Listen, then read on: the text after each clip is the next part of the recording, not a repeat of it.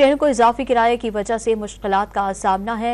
लारी अड्डा पर इस वक्त हमारे नुमाइंदे नौमान लियाकत मौजूद हैं, मजीद उनसे जानते हैं। नौमान बताएगा।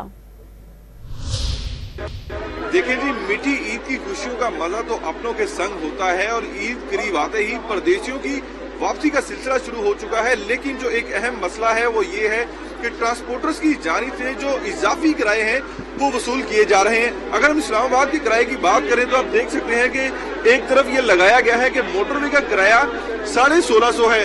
यहाँ पर बस के ऊपर ये आवेजा किया गया था कि किराया जो है वो 1600 है, लेकिन 1750 रुपया जो है वो लिया जा रहा है। आप बताइएगा, 1650 किराया लिखा था, आपने कितना किराया पे किया? 1750। क्या कह रहे हैं? बस वो कह रहे हैं अपना मर्जी कर रहे हैं भाई, हर आदमी का अपना मर्जी है, जो मर्जी करे बस ठीक है। लूट मार शुरू है, ठीक है। आप बताइएगा कितना किराया लिया जा रहा है? 1750। आपने इनसे पूछा नहीं किराया ज्यादा? पता नहीं कहीं ईद के दिन है, ईद के दिन है, इससे 1750 लिया। जी बिल्कुल, ये आपने इनकी गुफ्तगू सुनी है। यहाँ पर जो शहरी हैं इनसे इजाफी किराया लेने का सिलसिला जो है वो शुरू हो चुका है।